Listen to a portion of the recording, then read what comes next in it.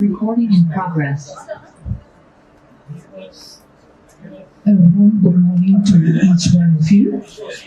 May I now kindly request our dignitaries to please come on to the dais. Dr. R.S. Kumar, President ISPGR and Chairman TAS, so kindly come over to the dais. Dr. Sanjay Kumar, Chairman ASRB. Dr. R.K. Tyagi, Vice President ISPGR, and Dr. Anuradha Agarwal, General Secretary ISPGR.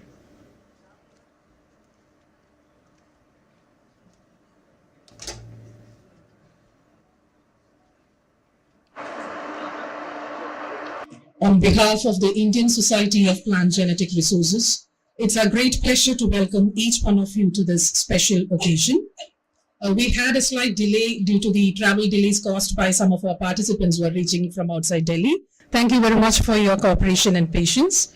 At the outset, we are gathered today for the prestigious Dr. D.S. Athwal Memorial Lecture, fourth in the series, and followed by the ISPGR Awards Function, honoring excellence and outstanding contributions in the field of plant genetic resources. May I request Dr. Anuradha Agarwal, General Secretary ISPGR, to kindly welcome our dignitaries with potted plants.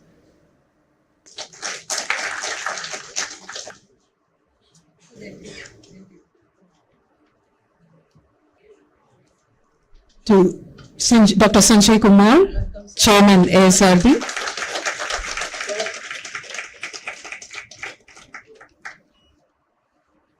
Dr. R.K. Tyagi, Vice President ISPGR.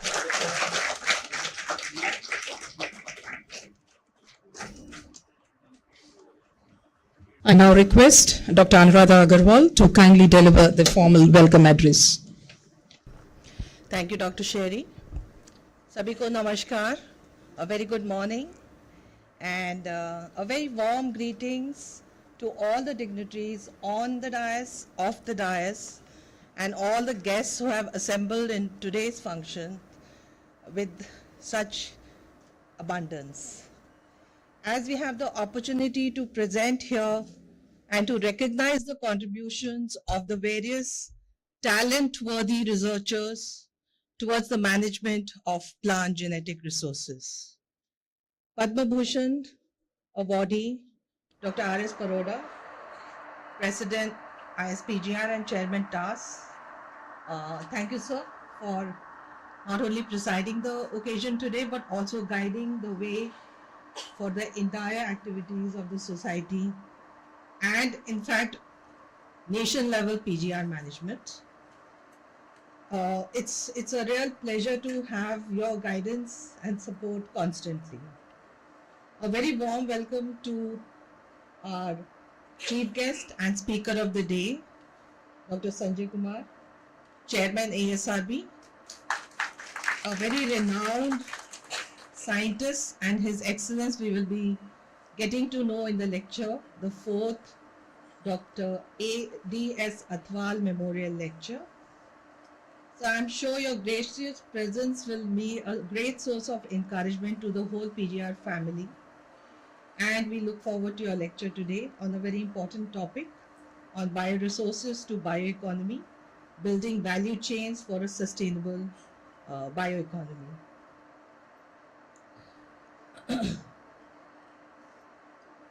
I warmly welcome all the dignitaries of the dais, starting with Dr. R.B. Singh, the eminent plant breeder and policy maker in the field of agriculture that we have in the country today. A very warm welcome to Dr. A.K. Singh, former Director IRI and Secretary of NAS. And sir, thank you for your support in giving today's facilities very generously. A very, very warm welcome to Dr. S.K. Vasan, World Food Laureate and an eminent scientist and a very, very generous benefactor of ISPGR. One of the awards that we are giving today has been sponsored by him by not only giving the core money, but also he gives us additional funds every year to support the award. A big round of applause for him. Welcome Dr. Bhattacharya, Director of NRC Plant Biotechnology. Special welcome to all the important guests of the day, the awardees. Dr. Bera, Dr. Vinay Bhadwal, Dr. Kuldeep Singh, Dr. Kaushik, Dr. Shambir Singh, Dr. Shilpa, Dr. Sharma, and I hope I have not missed anybody. Very special welcome to the entire team of ASRB, which has come in good numbers, starting with Madam Garima, the Secretary. And I welcome all the heads of division from both NBPGR and IRI and other neighboring institutes, and all the colleagues who have joined from the international organizations. Dr. Mahesh has chosen to sit himself in the end, and so also Dr. Yash. Thank you for joining. And a special warm welcome to all the participants who have joined online. I am unable to see their names, but each one is warmly welcome today.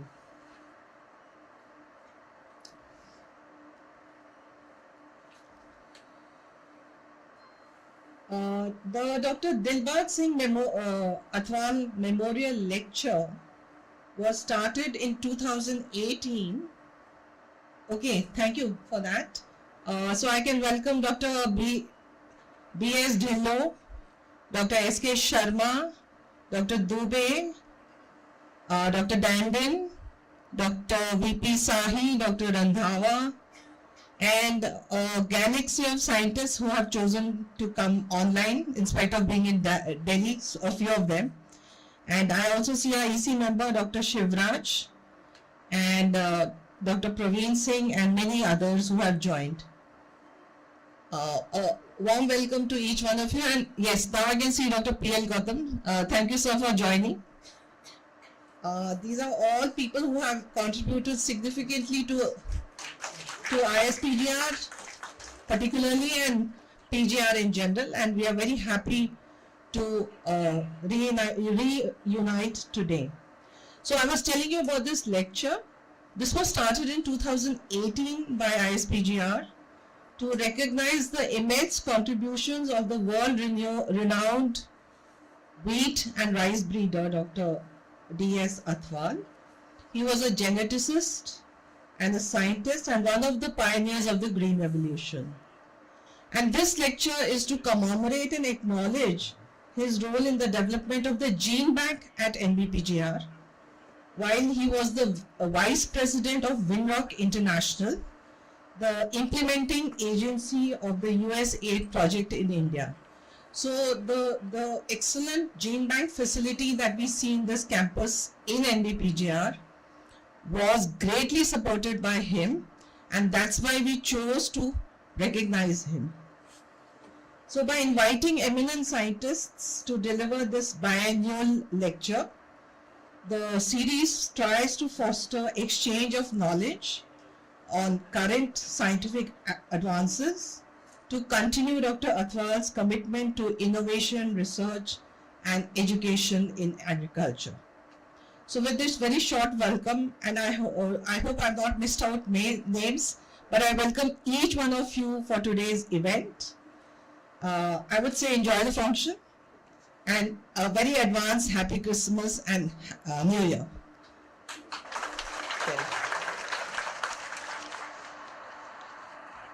Thank you very much, ma'am.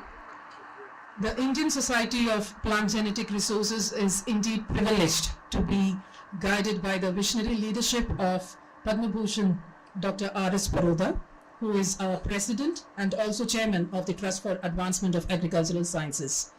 May I now request Paroda sir for his opening remarks.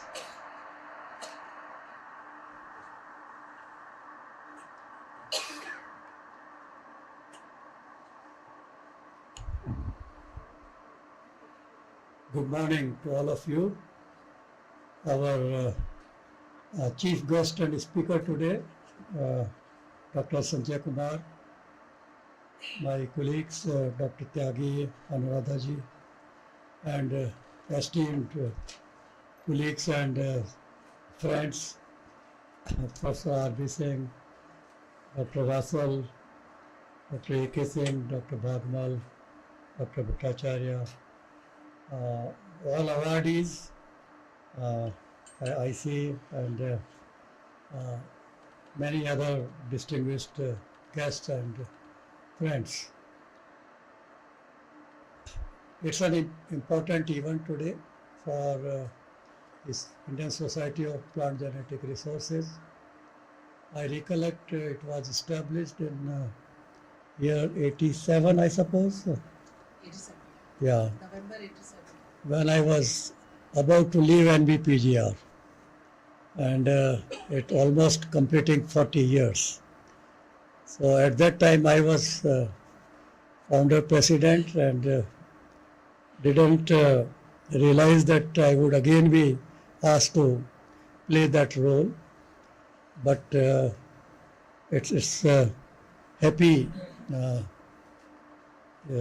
event for me that we are today meeting for DS Athwal Memorial Lecture.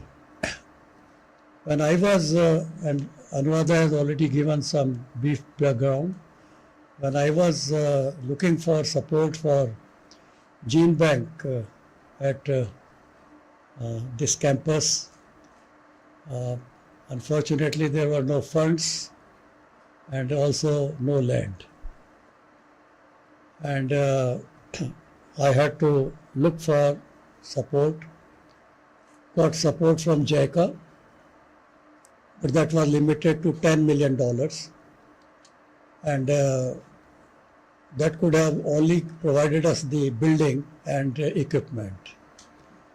But our expectations were more, and so I approached the USAID, and fortunately we had two well-wishers and I would say supporters of NBPGR at that time. One was Dr. Nile Brady, who was Director General of ERI and then became Deputy Secretary of USAID. And Dr. D.S. Athwal was also at ERI. And you know Dr. D.S. Athwal, he is one of the premier wheat breeder and first breeder for pearl millet hybrids in the whole world, and was associated with Green Revolution from Punjab along with Dr. Swaminathan at that time. But I found in him a real well-wisher, and he came forward and advised me in many ways how to approach USAID and get resources. So we could get about $24 million US, including the support not only for building, for training of all the scientists from NBPGR. Almost 100% of the scientists were included in this project. And D.S. Athwal, being the Vice President of Winrock Foundation, I requested him to help us and be outsourcing agency to monitor that funding support so that quality of building is also taken care of. Equipments also come procured through him, through Winrock, and all our scientists are trained in the best labs abroad. And therefore, when this responsibility came again for being the president of this society, I thought here is one person whose contribution must be recognized.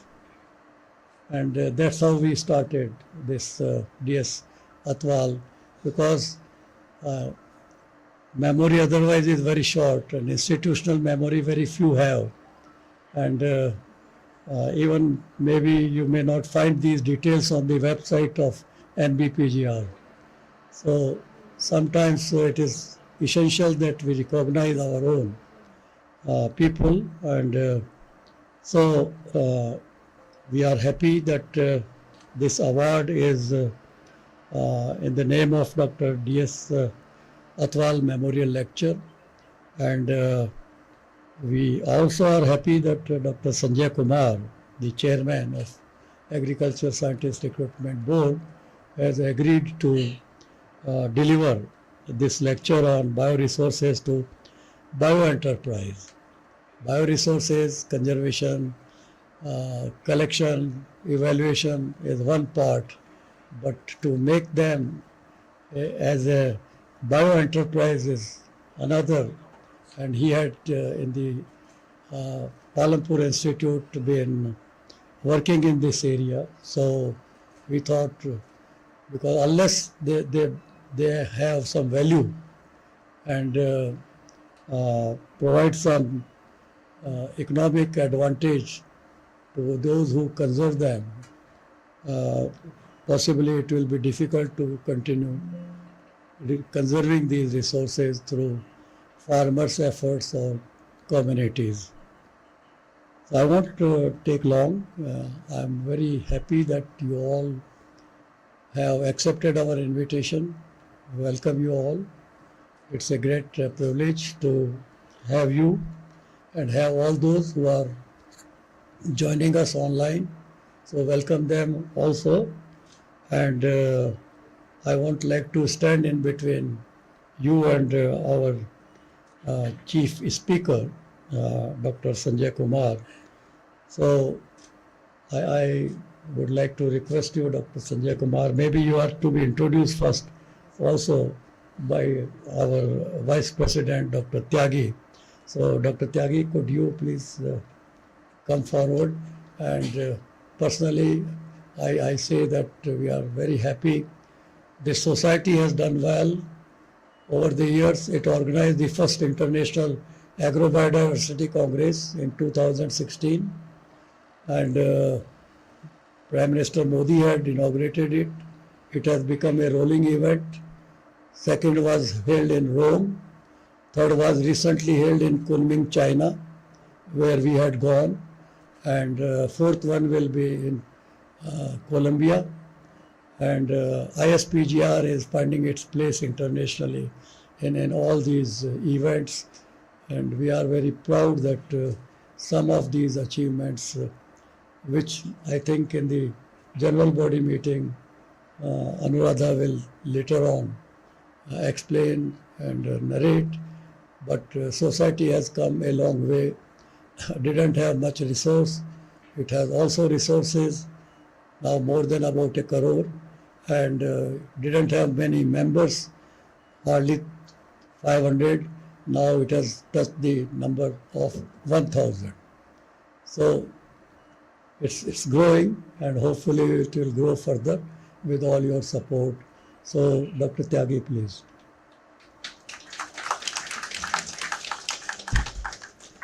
The Dr. D.S. Athwal Memorial Lecture, as mentioned, was instituted by the Indian Society of Plant Genetic Resources to honor the legacy of a pioneering scientist and visionary leader whose contributions laid strong foundations to modern Indian agriculture as well as to PGR. This memorial lecture stands as a tribute to his enduring influence in these domains. The fourth Dr. D.S. Athwal Memorial Lecture will be delivered by Dr. Sanjay Kumar, Chairman of ASRB, a distinguished scientist and administrator. I now invite Dr. R.K. Tyagi, Vice President ISPGR, to formally introduce the speaker of the fourth D.S. Athwal Memorial Lecture.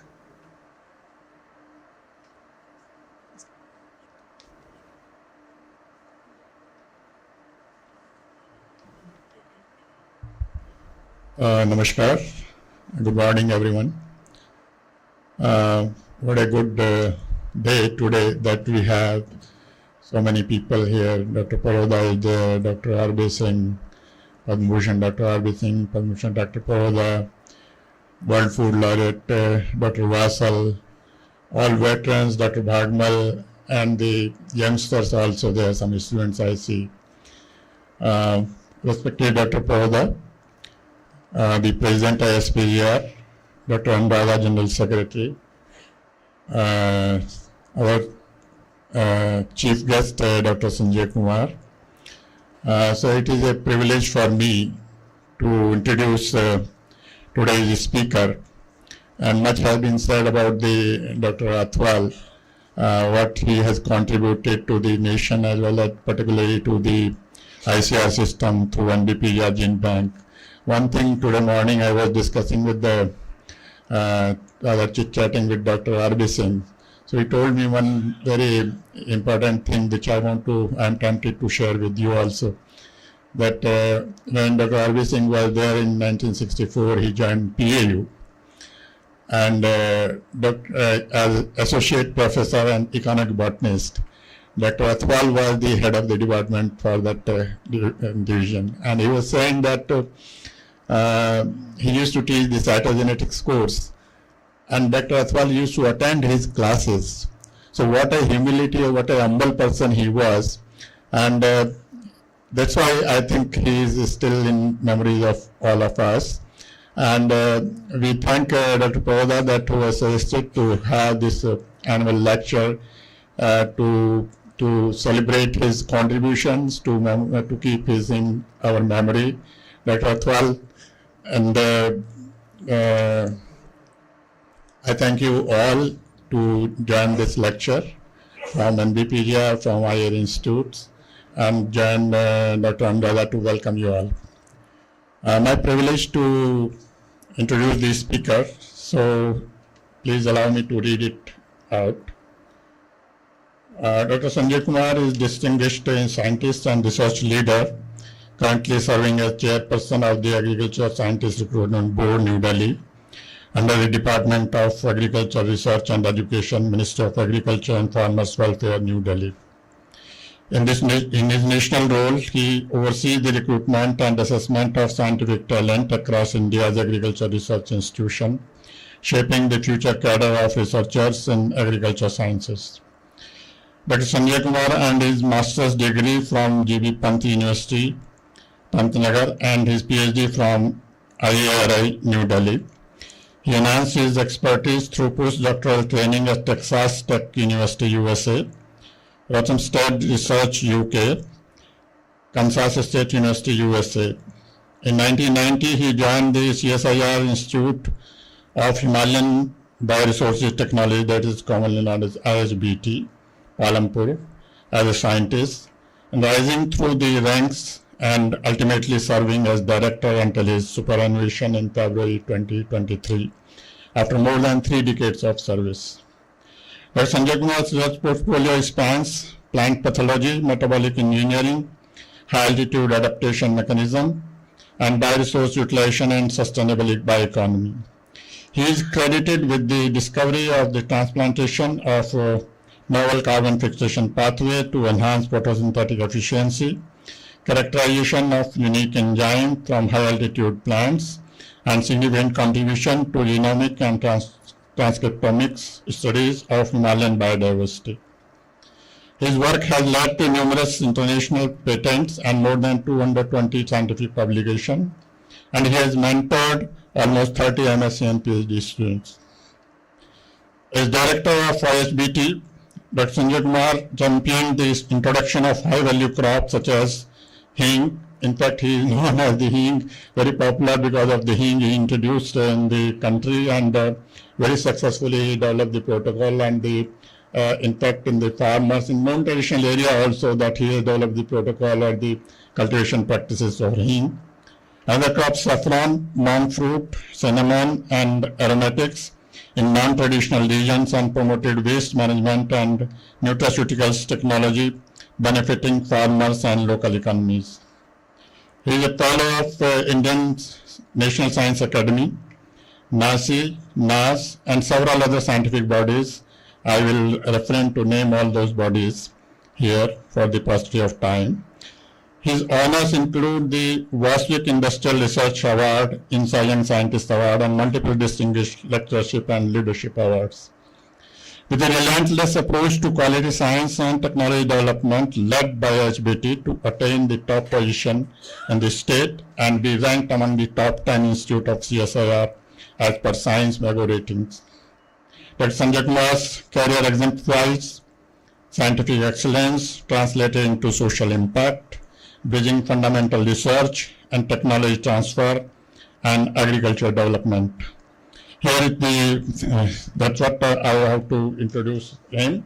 And in fact, sir, we are very thankful that I want to tell the audience that yesterday till night he was in the QM2, and we were having some level of palpitation that whether because of the flight delays and all that, whether he will be able to reach or not. But you have made it possible, sir. Thank you so much.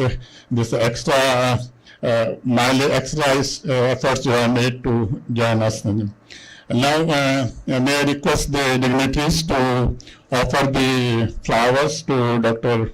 Athwal.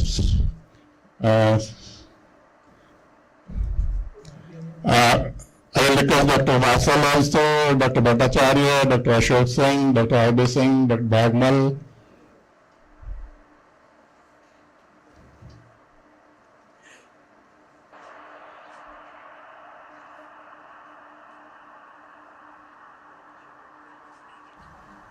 Dr. Kuldeep Singh also has the legacy of Dr. Athwal being from PAU, so I will request him also kindly.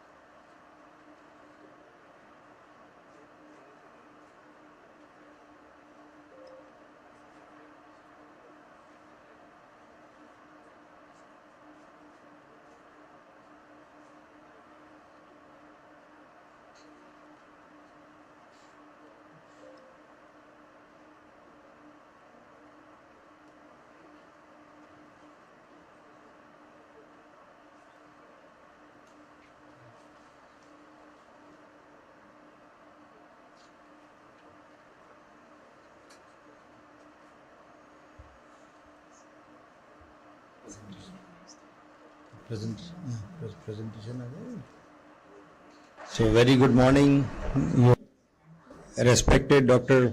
Paroda sir, President ISPGR and the Chairman of TAS, Dr. R.K. Tyagi ji, Dr. Anuradha Agrawal ji, Sherry, and in the hall we have Honorable Professor Tyagi ji, Dr. Vasal sahab, Dr. R.B. Singh ji, Dr. A.K. Singh sahab, my old good friend. Then we had Dr. Kuldeep Singh. We worked together for several years, and we'll come to that also. Dr. Bhagmal sahab. We have Dr. Vinay Bhardwaj ji, my old friend from Palampur, Ram Kumar. We also have in the hall Tapan Mandal, again legacy from Palampur, and all the friends from ASRB, all the delegates, all the fellows, all the awardees.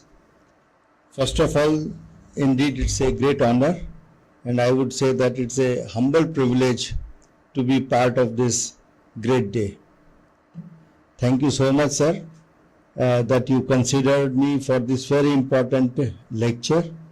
Particularly a person like Dr. Athwal, who is first of its own kind. What he did, how he utilized bioresources and made it that everybody today, I think if we talk of wheat, and his names come the first. Although Green Revolution we can attribute to somebody, but when it comes to wheat revolution, I am sure that everybody would remember Dr. Athwal, the way he introduced all the genes that you all are aware of. He did it first for the first time, and today happens to be the 19th December, and in 1901, first Nobel Prize was also given on this day. So I think best way to pay tribute to a person like Dr. Athwal could not have been better than the day of today. So thank you so much, sir. And you gave me this opportunity to me for this honor. I would say that it's a great honor for me. Sir, I'll try to give you some background of what I did at Palampur. Therefore, when I say and when I discuss my work, I would like to acknowledge all the work which was done at IHBT, so all the staff there, and also my several projects, they were funded by CSIR, ICR, DBT, to my acknowledgement to all of them for this work. Sir, I thought I will try to speak something how we can generate economy out of the bioresources in a sustainable manner. And there can be at least 5 different ways from where we can derive economy using plant-based bioresources, whether it is for food or feed, whether it is for bioenergy, whether it is for bio-based materials such as fibers, or even for biopharmaceuticals, whether you talk of medicines or you talk of aromas, everything basically you are dependent on plants. Similarly, in animal resources also, you can generate these 4 or 5 different categories where economical generation is very, very evident. So I am not listing all the things what we can generate from animal sources, but I think animal resources are equally important. And therefore, when I was trying to go through various issues, I thought that Professor Parodaji can be considered as a global champion if you talk of genetic resources, while because he thought, I think if you talk of architect of genetic resources in India, you can't imagine any other name except for him. Therefore, animal slide I purposely did not put it. I thought I will like to give acknowledgement to Professor Parodaji for that purpose, because you see all the genetic animal, fish, all the genetic resources is his contribution in India, what we are looking for. And therefore, there is enormous opportunity to generate economy out of that. If you see today's bioeconomy potential of India, we started with the $10 billion in 2014, and today we have around 167 billions. It was 24 data, which is 165 billion, but by 24 we had 167 billion, and right now we are around to 4.25% of our GDP. And this is phenomenal. And by 2030, we expect to be $300 billion. And here, at least 4 different sectors can contribute very significantly, whether it is the area of biofuels, enzymes, bioplastics, diagnostic or vaccines. And in bioagriculture, I think precision agriculture is going to take place very, very significantly. And certainly, IT sector is coming up. And when we are integrating with biotechnology, it is going to play some important role in this area as well. Now, I wanted to, is it not working? Can you? Okay. So when I wanted to mention that using bioresources, you want to develop economy, at least 5 important parts are important. Unless we have enough raw material, we have technology to develop products, we have market linkages, and then its availability to consumers, and last and most important thing is the responsive support. most of the time, several of our labs are happy in giving technologies, but when it comes to hand-holding and support after sales service, what they call it, there we need to pay a lot of attention. And as an institution also, our sale support is very, very important for the technology. And I'll give you now few examples how we try to develop economy using the bioresources. I'll give you few examples.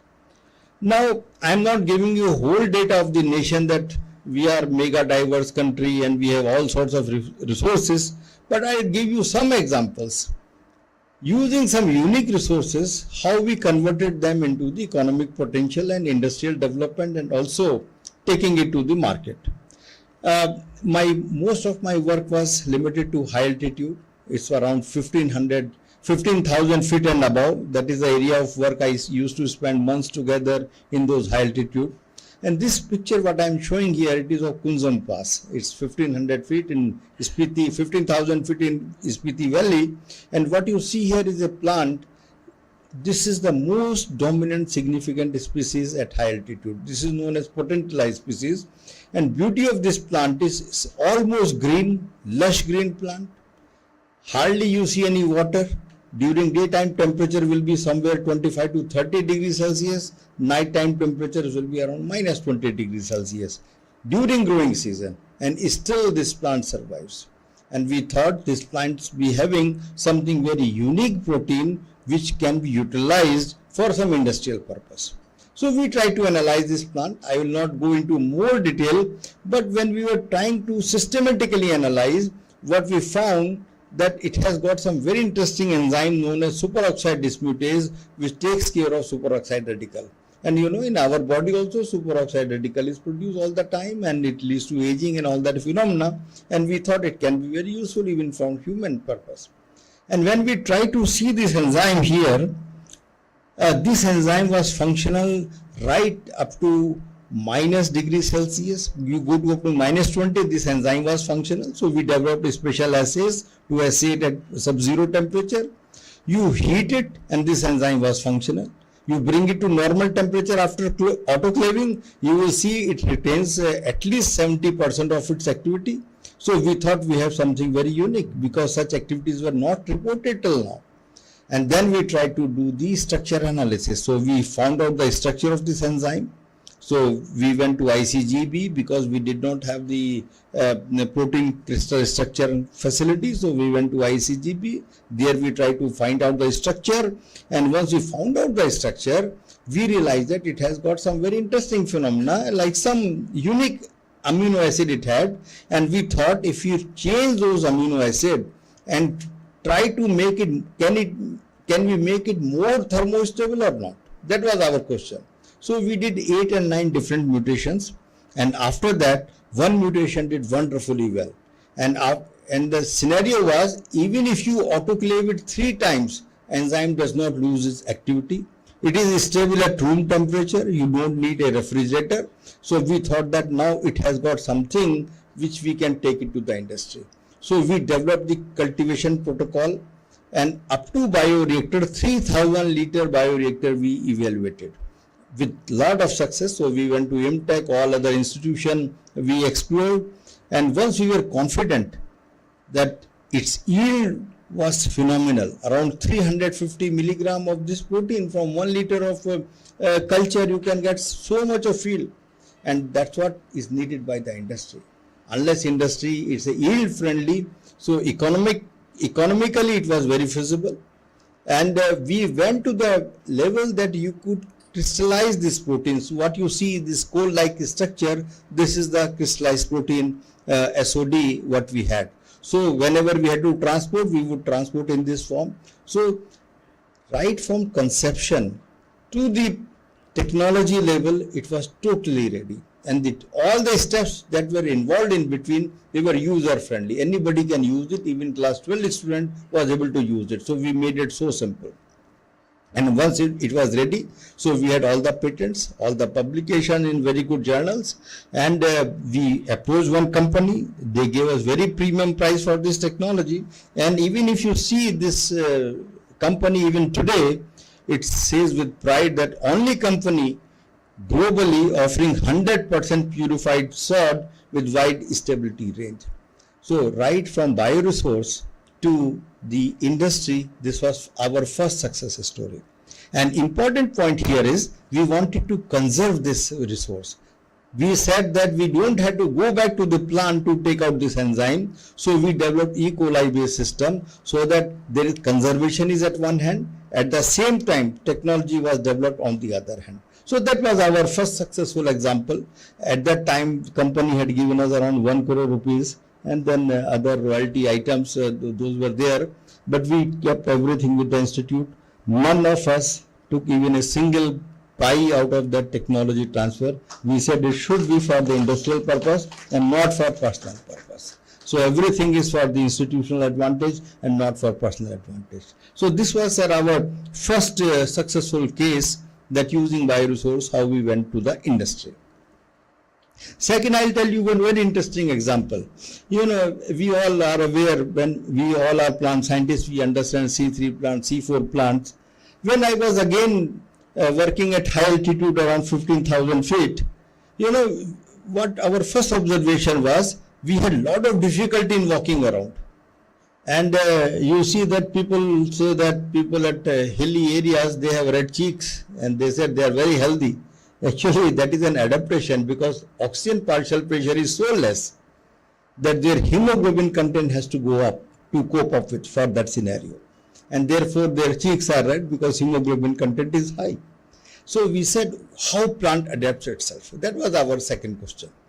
When human can have hemoglobin, what plant has? Is there any new mechanism for CO2 fixation? So we here adopted a classical approach of Kelvin cycle, how we had traced the pathway of carbon fixation. So we used to do the same experiment at high altitude. And very interestingly, we found that at high altitude, plant had a very unique mechanism. You know, photorespiration used to be pretty high, but what plant would do, whenever the nitrogen, you know that in photorespiration ammonia is evolved and carbon dioxide is evolved, plant would refix those carbon and nitrogen. And to fix that nitrogen, we all know that you need a carbon. And for that, plant use PEP carboxylase, which is normally a C4 enzyme. So we found a very unique way that plant has a very nice way of refixing the photorespiratory losses of carbon and nitrogen. While whole world was trying to convert C3 plant into C4 plant, we had some very simple way that you refix the CO2 and nitrogen which is emitted during photorespiration. So we try to publish it in very good journals and they would return it. So I happened to be at Ratham State and I was talking to Lawler. I said, sir, what is the reason why our paper is not getting accepted? You know what he told me? He said, in your paper, looks like he was the reviewer. He said, in your paper, you write that at 15,000 feet, you are calibrating your IRGA, you are doing this, you are doing that. How it is possible at that height? Then I explained him all the methodology. Then he said, you give me your paper and send it to photosynthesis research, and within 2 weeks, this paper was accepted, right? And I acknowledged him in my publication also.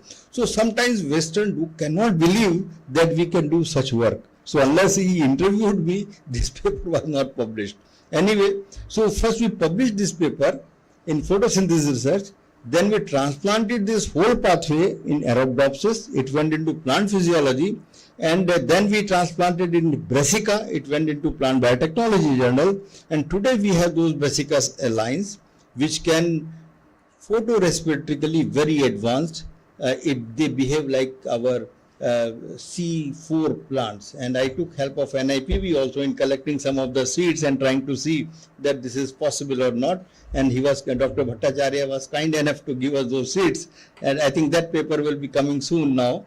But this was again, once we published this, then MIT picked up this work and they included in their teaching that at altitude can alter the photosynthesis. And that was a great satisfaction for us. Then in some books, this pathway went on. And very recently, you can see this recommendation in faculty opinions in 2018. They picked up our paper and they said that it is a very new finding. And he said that it's a new way that you can enhance the photorespiratory process. And once your work gets recognized internationally, I think nothing better than that. So this was our second successful story. Although I understand there are certain limitations that we can't release our GM crops at this time, but at least now we know that which QTL we can target if we have to take care of photo respiration even in C3 plant. So at least that clue we could very clearly establish. So this was our second finding from our high altitude region. Apart from that, we thought that once we work at high altitude area, we have a lot of opportunity for synthetic biology.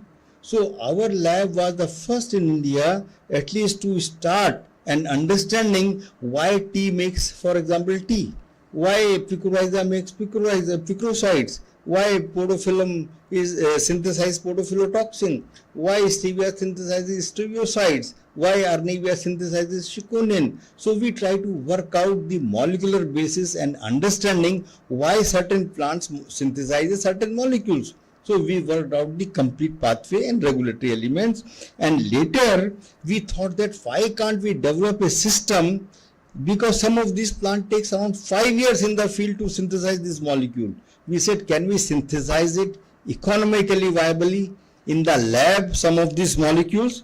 And I am happy to share you that we succeeded. We succeeded well, at least through organ culture.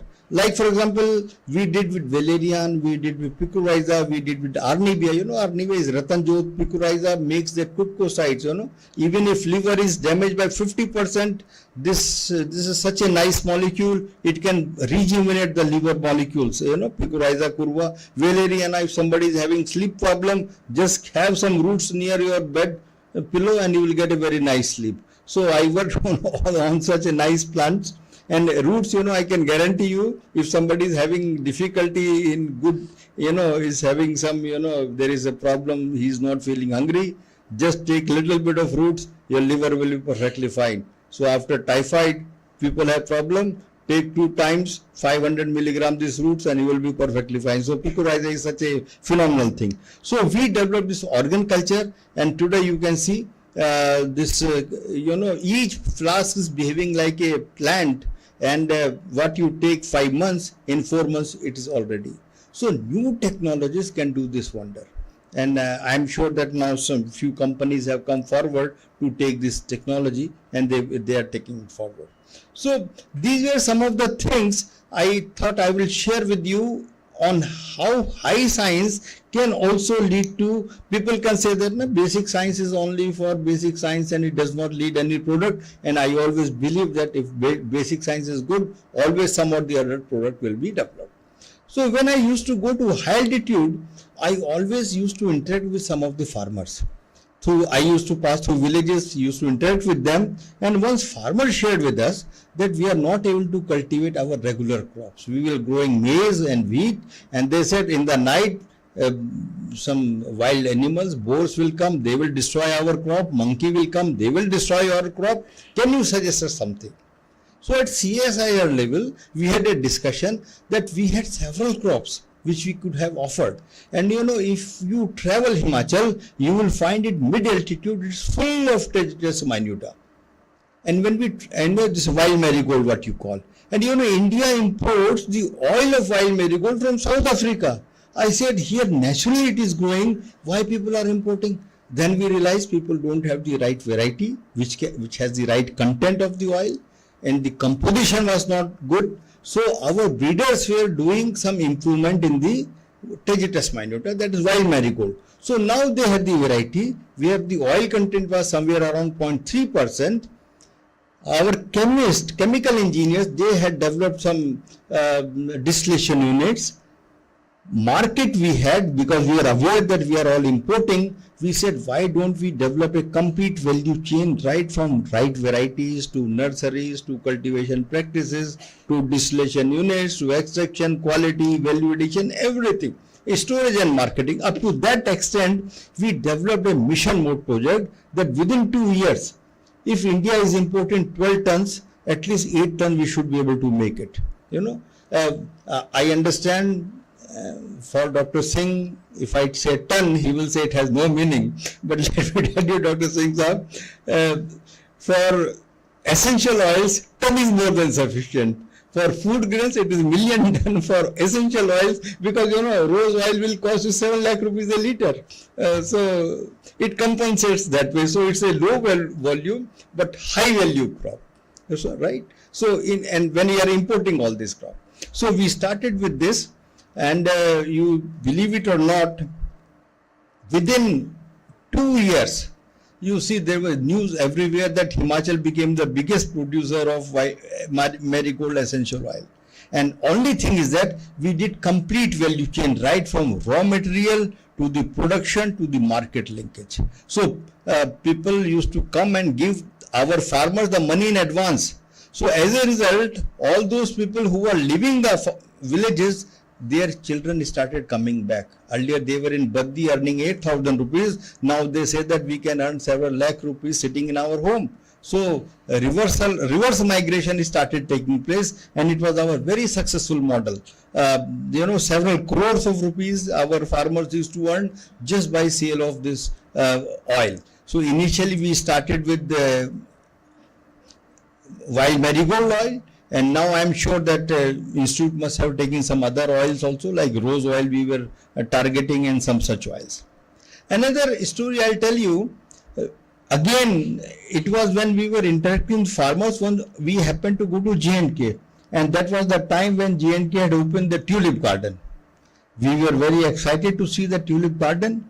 We interacted with those people that from where you get tulips, and they said, sir, we are getting all of them from Netherlands.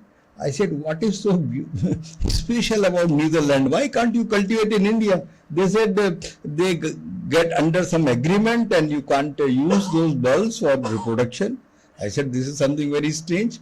So we tried to get some of the tulips which were basically free from all licensed business, and we developed complete agro technology and production technology, and at the right location. So our Lahore Spiti again become a very fantastic place for them. And once we developed that production technology, we developed the first tulip garden of Himachal Pradesh using the bulb produced in India. And that became a news. From Delhi, our LG office, he called us. He said that, can you put this tulip in at least Rashtrapati Bhavan, which is made in India? So we signed an agreement with that. And later on, we also developed the technology using precision agriculture like hydroponics and aeroponics, so that you can have these tulips whenever you need it.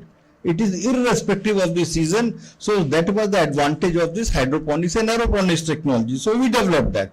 And advantage of that, when sir this Ram Pratishtha took place, I am sure Professor Paudar sir had gone in that Ram Pratishtha, and it was a news headline that tulips offered to Lord Ram was provided by Palampur lab, and all the tulips were made in India. So that was the news headline. I was surprised, that some such things can make such a difference. Apart from the improving the livelihood of the farmers, that was a news headline, and it was a great satisfaction. And this year I could see that 9th Tulip Festival Delhi, and they say that 15,000 indigenized tulip bulbs supplied by CSIR ISPT. So apart from getting the money, at least nationally you are also getting recognized by some of these activities, and that gives you a lot of satisfaction. Leh, for example, people had nothing. That's a cold desert area. We introduced lilium there, and today you see their picture. First flight from Leh comes to Delhi, and their cargo is filled with lilium flowers. And all lilium bulb made in India, all lilium flower made in India. Otherwise, lilium bulbs we are also dependent on import in this country. So lilium, again, we indigenize the production of lilium production in India. And that's how you see in the market. Otherwise, they were never celebrating 12th February. Now at least they are able to celebrate 12th February. We have some flowers in that place. But whenever we are doing all these things, we try to diffuse our technology in the people's hand. And for that, MSME came to our rescue. MSME used to fund us, and through MSME we developed several centers whereby all our floriculturists, they were now entrepreneurs. They were doing packaging, transporting, everything they were doing, and MSME came to be very, very useful for that purpose. And MSME we actually deployed at several other places.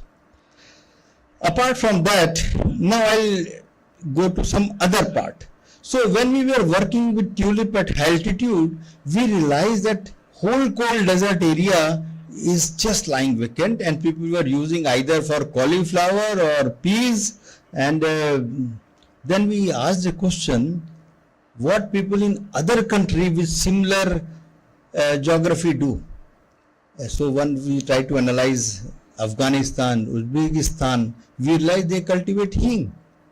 And India is importing at least 1500 tons of hing every year from these countries. We don't have the plant of hing.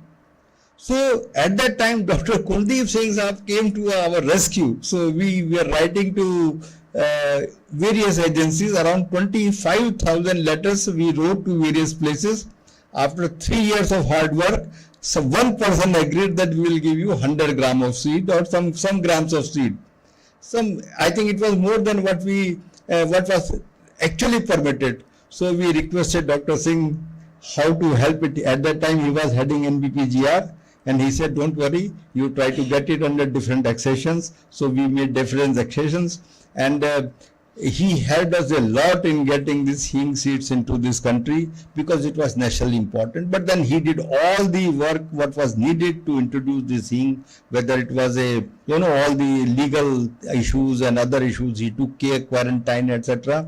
And finally, on 15th October 2020, which was the birth anniversary of Abdul Kalam ji, it was peak COVID season, but we said it today is Kalam ji's anniversary, we should try to introduce this hing on this very pious day. We did it, and when we were coming in the evening after doing this plantation, silently we went there. Nobody was aware that we had gone there. In the morning, early morning, 5 o'clock we started, and COVID was unheard in Lahore Spiti. They were not even knowing what COVID is all about. We did all the plantation. When we came at 8 o'clock, suddenly we opened by chance we opened our radio, and radio said, आज देश में पहला हिंग का पौधा आरोपित किया गया. And it was तो my driver came and said, sir ये हम लोग की खबर है क्या? पीछे हमारे 2-3 लोग और थे, कहते सर ये खबर अपनी है या किसकी है? Because none of us were aware that somebody has given this news. It seems somebody disseminated that news to the radio people, and this news became viral. So I shared with our DG sir, Dr. Mandeji was our DG. He tweeted it, and suddenly Smriti Irani ji called. How it is possible India is consuming hing for centuries and nobody is growing hing? Is it a true news or is it a false news? Now Dr. Mande was worried that is it really true or false? So Dr. Mahapatra ji, he was the DG at that time. Dr. Mahapatra confirmed. He said, no, sir, I think in India we did not have this plant, so this is probably the right news. And then it went to PMO, and one friend from South India, he wrote, up till now I was so proud that my sambar is at least indigenous, but today I realize that my sambar is also not totally indigenous. So such comments we started getting once we introduced this hing, and it was then a matter, whether it was a BBC or India or abroad or everywhere, this news was that for the first time, India, which is a major consumer of hing, did not grow the hing. So that became a very big story, but I must at this time admit that had ICR and BPGR was not there and director like Kuldeep Singh was not there, it would not have been possible. That I must admit. And therefore, in all our papers, you must have seen everywhere we always admit, write very clearly that it was NBPGR's effort. It is joint effort, I would say, that we could introduce this hing. Another I wanted to share, I always work on those crops on which India was dependent on outside country. Another was saffron or kesar. And from Kashmir, that in Pempo region, around 3,000 hectares under saffron cultivation. And around 9 tons is produced, and we consume around 100 tons. And all is again imported in this country. And that 3 to 5 lakh rupees is very expensive spice. And we said, and everybody said that, केसर कश्मीर से बाहर नहीं जा सकता, वो तो उगेगा ही नहीं कश्मीर से बाहर केसर. हमने कहा भाई बड़ी अजीब बात है. Then you will be surprised, places like Palampur was found very suitable for production of bulbs of saffron, and we made it as a bulb production center. Tissue culture plus take it to the, and how I went to a person who used to grow onion. I said, can you grow something like onion in your field? And he did it with all success. So, I give this credit to that onion farmer also, because people don't believe that, saffron can be grown in Palampur, but onion farmer did not know. So sometimes if people don't know that it is not possible, then only they can do it. So then now you can see now more than 20 blocks in Himachal Pradesh, they are cultivating saffron. So saffron came out of Kashmir, and I am sure that after a few years, again it will be a story that Himachal is a producer of saffron. But at least it started there. Another story, we used to go to northeastern region, and there people were involved in cultivation of some noxious things, and CM was very unhappy. So I had a discussion with their CM and some of the MPs, and we said, why can't we start cultivating apples there, because apple is all coming from Burma and other regions. So we started, and by that time we had tissue culture labs which were making the root stocks of apple. We already had some apples which were low chilling varieties, and we realized that Northeast is suitable for that purpose. So with the political will and our support, for the first time we introduced apples in Manipur, apple in Mizoram, and you can see their chief minister is honoring all the farmers who started this apple cultivation. He was so happy. He said that earlier people were working with opium and such things. Now they have some way to improve their livelihood. They are selling 200 rupees a kg apple there.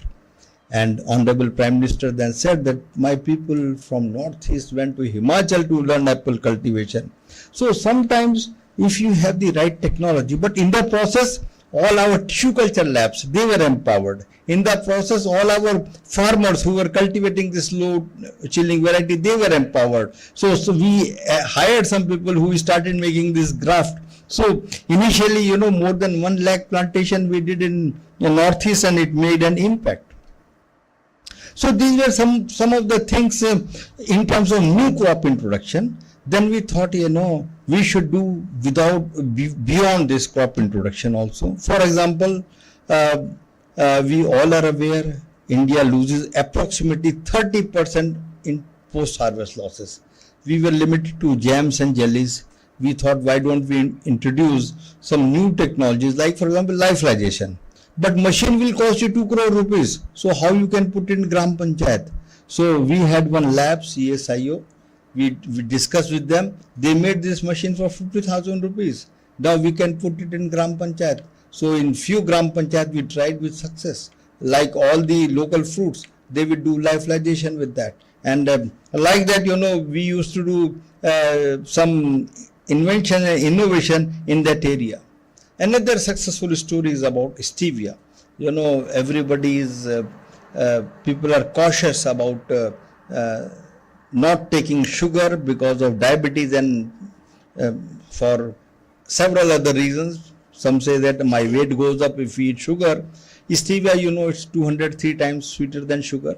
So we developed the right variety which has higher riboside content, so that the bitterness is less. Otherwise in stevia has some aftertaste. So to reduce that, we developed the right variety. Then we developed the processing technology, and you can see this year in the beginning, one company, it opened a complete unit for stevia processing. So right from cultivation to processing. So all farmers' livelihood was improved and industry development took place. And on the same line, again we introduced a new crop, and again ISPGR came to our rescue. For this crop, monk fruit, it has got mongroside, which is 300 times sweeter than the sugar.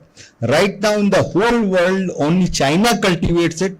In USA it is processed and distributed throughout the world. For the first time, we introduced it in India, developed its biology, developed its pollination technology, and now we have tissue culture technology because it has male and female plant different. So all those technologies are in place, and now very big company has taken our this task. So like this, we had series of such things. We start with bioresources and try to end in some or the other technologies. And I'll try to, in 3 minutes, I'll finish my talk now. So likewise, we introduce again true cinnamon. I was surprised, sir. Cinnamon center of origin is Kerala, but India imports around 45,000 tons of cinnamon from Sri Lanka and some other countries. I am surprised. And what we are importing is Cassia species, which is toxic. We wanted Verum species. So again using our Calicut Institute, we introduced in Himachal Pradesh because we said that we should start doing this. And again, right from cultivation to processing, we started this. Mullet tea, everybody used for kaha, but except for HAU, nobody had cultivation or even accessions of mullet tea. So again, we introduced in Himachal, and whenever we try to take any medicinal plant, if we say that something has got some medicinal value, so we developed the human trials to ensure that it got the right efficacy. So here I am showing that using one plant species, we made something which can repair our knees, damaged knees, and it can be very helpful. And like that, vitamin D deficiency we worked on, and with the Poshan Abhiyan of Government of India, it helped several thousands of children in improving their vitamin D content, iron content, all those things. So like that, I have series of such stories where using bioresources, we add value and take it to the industry. And as a result, if you see in the end, we had around 56 startups which we developed around various technologies using some of this. And apart from that, we developed around 83 technologies, and out of these 83, 40 technologies were given to 88 different entrepreneurs, all bioresource based. So right from bioresource identification to various technology development, all this we did. And in the end, I must say, sir, that when we listen the contribution of persons like Dr. Athwal, today if we are wheat sufficient, having pizza to burger to everything, it's all because of him. And you see how many industries are developing around one person, how he changed the life of so many people around him. I think such an inspiration and such an inspiring story of his life. And if all of us who are sitting in this hall, certainly, sir, all of you have contributed so immensely, but our youngsters, if they can learn from his life, do something that society can be proud of us. So that is one great thing, sir, we learned, and thank you so much, sir, that you gave us this opportunity. Otherwise, it would not have been possible to understand even Dr. Athwal's work to that extent. Thank you so much. Thank you so much. Thank you very much, sir. Sir's message has aptly highlighted the importance of having innovations based on unique plant genetic resources and not stopping there, but taking it to the last mile delivery to the right stakeholders. And in the PGR continuum, of which actually each one of us are members, it is a good reminder of our collective responsibility as agriculture scientists as well. May I now request Dr. R.S. Paroda to kindly felicitate our speaker.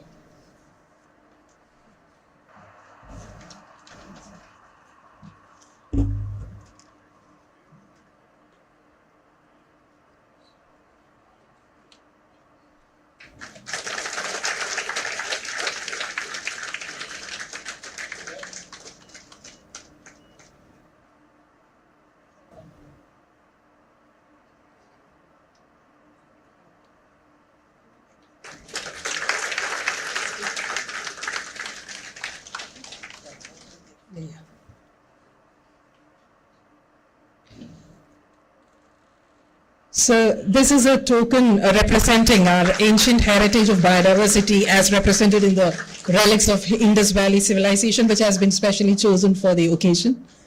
We hope you would love it.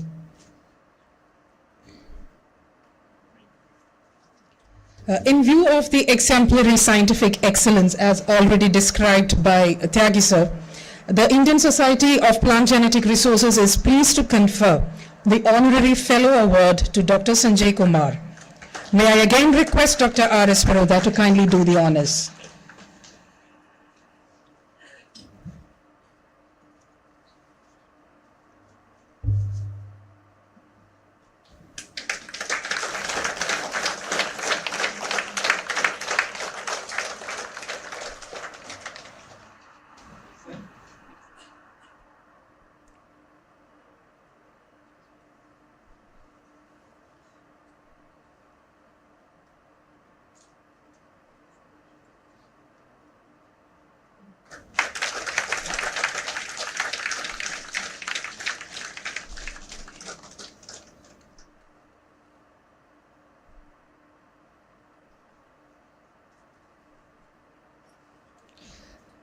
Continuing with the conferment of ISPGR Awards, we now have the 14th Dr. Harbhajan Singh Memorial Award for Lifetime Achievements 2023-24.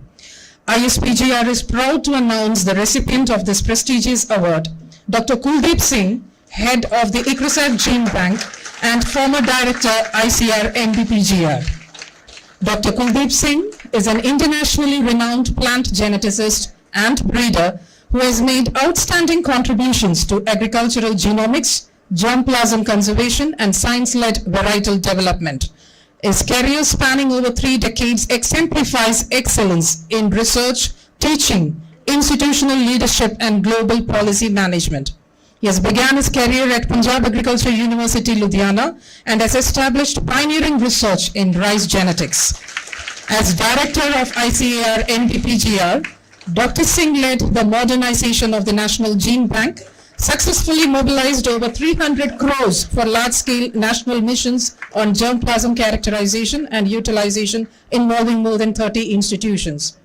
A fellow of the National Academy of Agricultural Sciences and recipient of several prestigious awards, Dr. Kuldeep Singh's contributions have profoundly strengthened agriculture science, biodiversity conservation, and food security in India and beyond. ISPGR sir is indeed honored to present this award.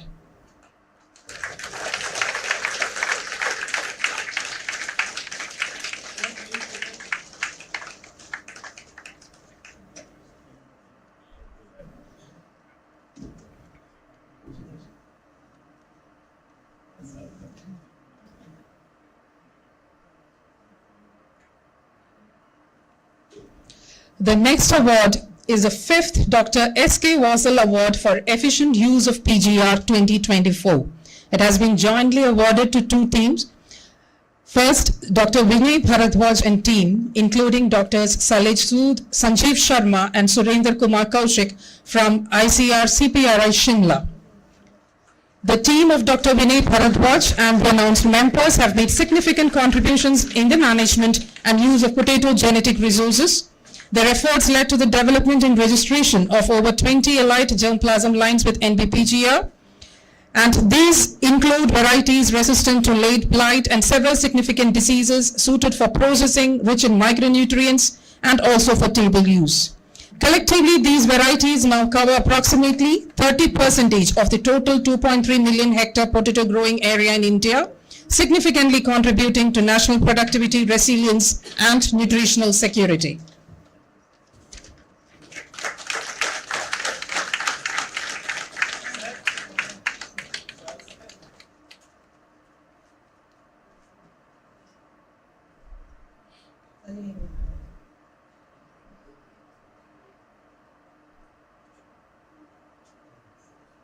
The 5th Dr. S.K. Wasal Award has been jointly awarded to Dr. Sandeep Kumar Bera, Director, ICR Indian Institute of Groundnut Research, Junagadh.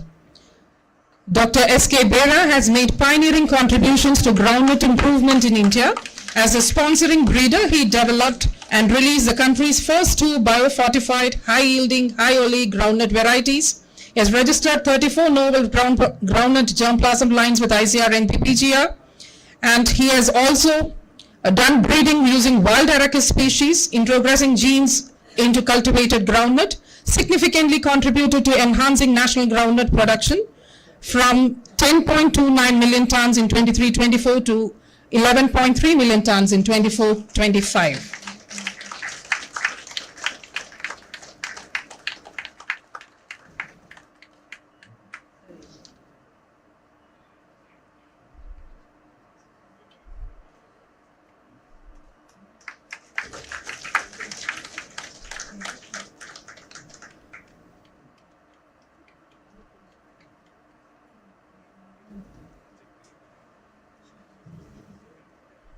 The 10th B.R. Barwale Award for Excellence in PGR 2024.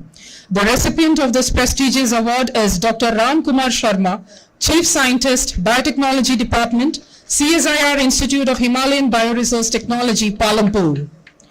Dr. R.K. Sharma is a leading figure in the area of molecular genetics and genomics, contributing significantly to fundamental and translational research of commercially important plantation crops, ornaments, medicinal and aromatic plants. His R&D outcome has been prominently applied globally, including genetic improvement of tea in Sri Lanka and Kenya.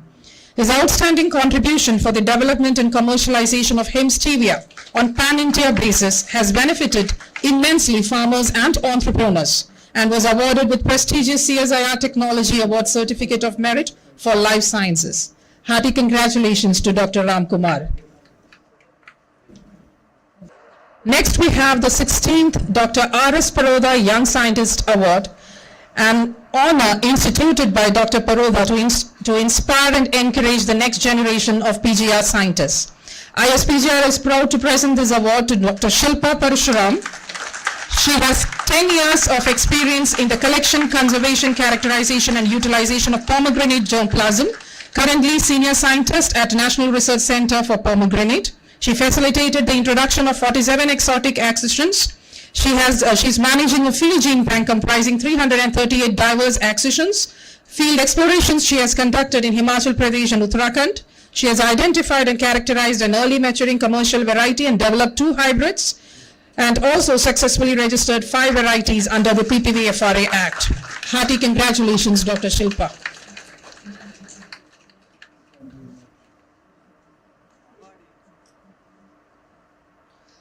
The next honor to be conferred is the Dr. R.K. Arora Best Paper Award 2024, published in the Society's Journal, Indian Journal of Plant Genetic Resources. The paper is Evaluation of Recombinant Inbred Lines of Arisa glaberrima and Improved Champa Masuri for Anti-Cyanosis and Tolerance Against Neela Parvata Allusions, won by the PAU team comprising of Neha Chabra, Prithinder S. Sarao, R.M. Sundaram, and Gurjit Kaur. Unfortunately, sir has not yet made it to the venue because his students are online, and due to the weather-related issue, the train is running late. Yes, but let us join in congratulating the team for the award. We now proceed to the conferment of Dr. K.L. Mehra Memorial Award for Best PGR Student 2025. Rosemary J., MSc student of PGR discipline of IARI, is the recipient. Let's join and congratulate Rosemary for this honor.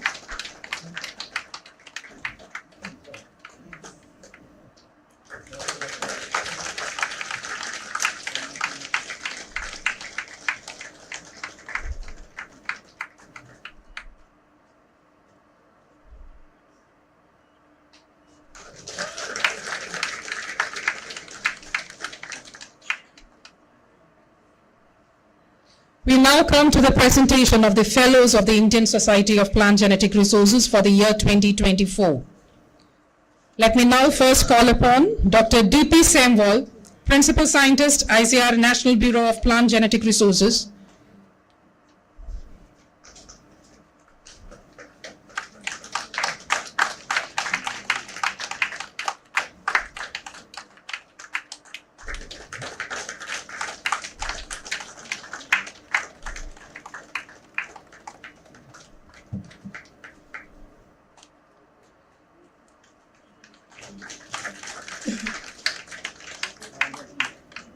Dr. Monica Singh, Principal Scientist, ICAR National Bureau of Plant Genetic Resources.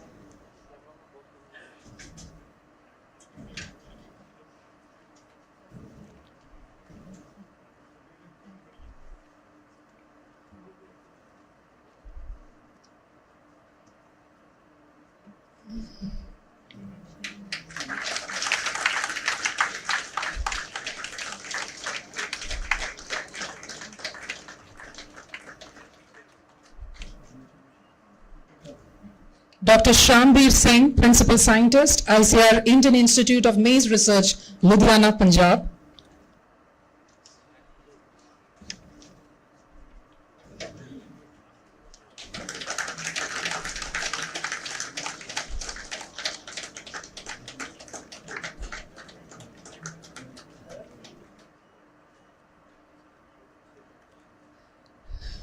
We have one more recipient who has also been unable to join us, Dr. Anitha Pedapati, Senior Scientist, ICAR Indian Institute of Oil Palm Research, Pedavegi.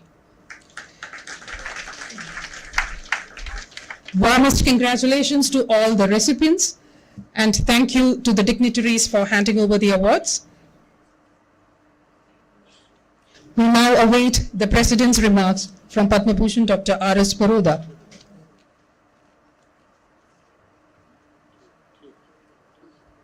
I hope you will all agree that we had a very thought-provoking and very excellent presentation of Dr. D.S. Athwal Memorial Lecture by Dr. Sanjay Kumar. Thank you very much for delivering such thought-provoking and stimulating lecture, which is quite different than what we had been all the time talking about as far as genetic resource conservation is concerned. Exploration, evaluation, introduction, and then conservation. But here it is value addition and linking bio resources to bio enterprise and bioeconomics. So this is very important. Without this, possibly the whole story will be incomplete. I won't repeat what he had said, but 2-3 important messages came that we need to do research to have value addition. And without that, it will not be possible. And there you would require people who are committed to contribute and who think about society, not for themselves. This is a best example, Dr. Sanjay Kumar. We are proud of you. And from discovery to industry, what you had indicated is giving hope for young generation to make best possible use of, and that too of not only our indigenous plants but also very valuable plants from outside which we didn't have before, and hing was perhaps the best example cited. So we need to continue this effort of introducing. We introduced kiwi fruit. I recollect when I was director ISPGR, the efforts were there. Now it has become a crop in India, and production of kiwi fruit also has started coming in the market. So that shows that efforts would be required. Tulip, lilium, and all these were also mentioned, and saffron, taking from one region to another one, and apple. I would say even apple, we have a farmer, Hariman Sharma, who got Padma Shri Award, and those apples can be grown in plains. even on my own farm. I had been planting in the arid region. So the potential is there. We think that apple can only grow in the hills, but they can also now grow in the plains. So that is what is a remarkable possibility. And for all this, we would require young generation to come forward, be entrepreneur, be not job seeker but job creator, and in the process they would require institutional support and mentorship of people like Dr. Sanjay Kumar, and hand-holding, without which that success would not be possible. And for that we would require also eminent scientists who today got awards. It is really very encouraging that those who have been contributing significantly through their life got the fellowship.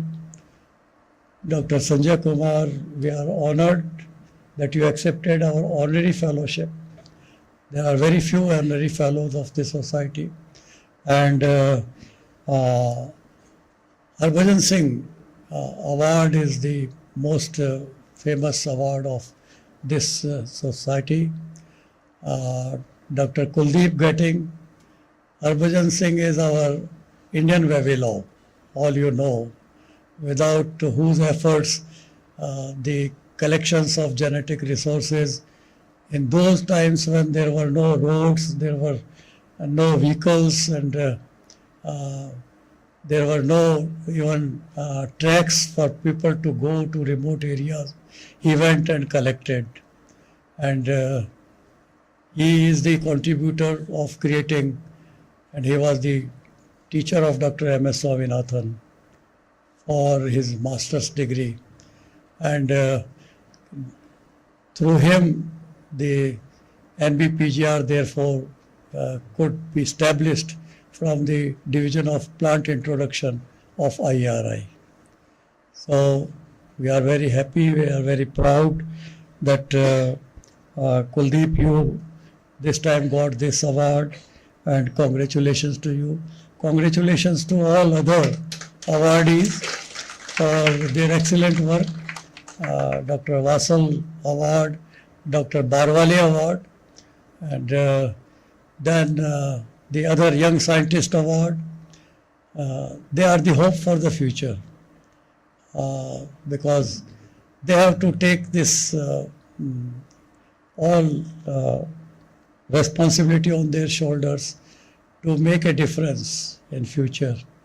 And we have come a long way, and it is a matter of great pride that in the last budget the new gene bank, safety gene bank, based on a committee that we submitted a report, was approved, and the Prime Minister himself announced it, and efforts are now in progress to have it established in Himachal Pradesh. So that's also a very, it will be Indian soil board, perhaps the only developing nation to have its own soil board like that we have for global collection of genetic resources. So this was a great demand for a long time. We are happy that it has, and 500 crores have been sanctioned for it. ICR is working hard, NBPGR is working hard, and efforts are now on to move ahead with the construction of the gene bank, possibly in next 1 year's time. So with this, I would not like to say much because we have exceeded our time limit by 10 minutes, but would like to once again thank you, Professor Sanjay Kumar, for your excellent talk. Maybe you give a big hand to him, please.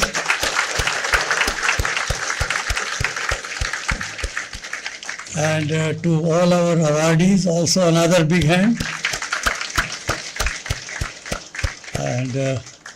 And all to our today participants, give them also a big hand. Thank you very much. We are pleased to have with us the recipient of the Dr. R.K. Arora Best Paper Award. We have Dr. Sarao. Thank you so much, sir, for taking all the effort to come over here, even with so much of weather-related issues.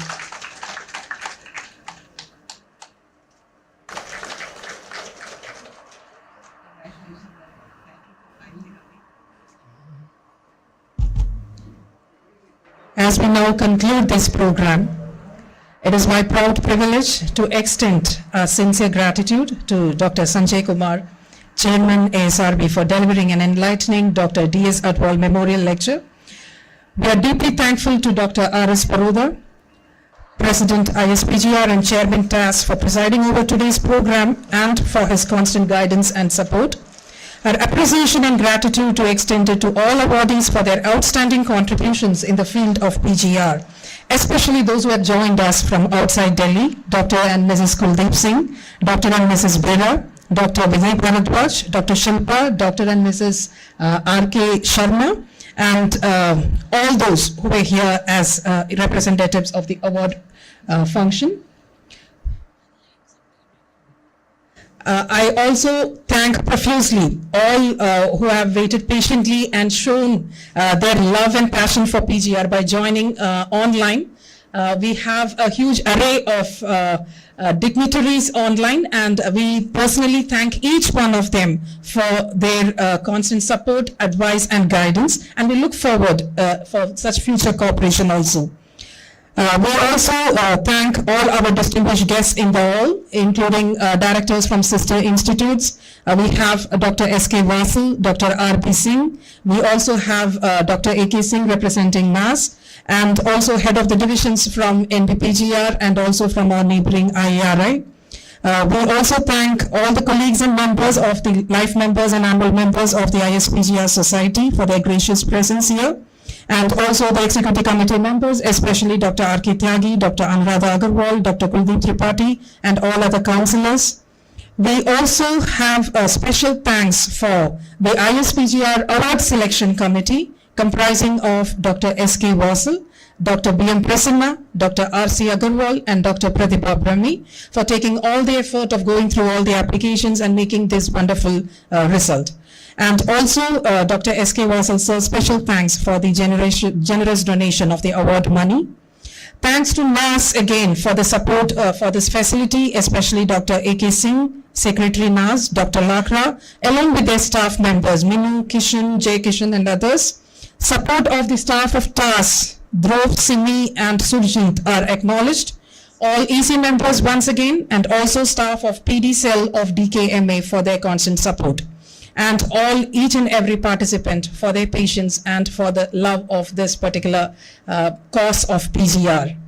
I request all of you to please now join us for lunch, and also to life members and society members to join for the GBM after this particular lunch event. Thank you once again. Thank you, Dr. Sherry.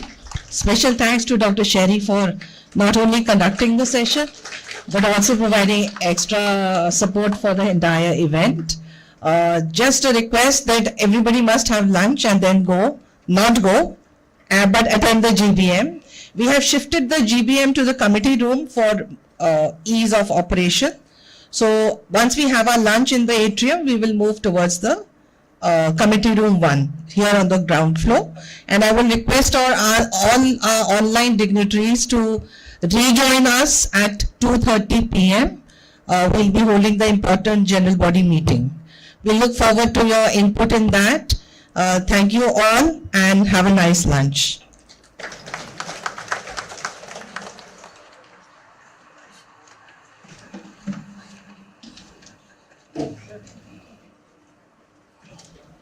Recording stopped.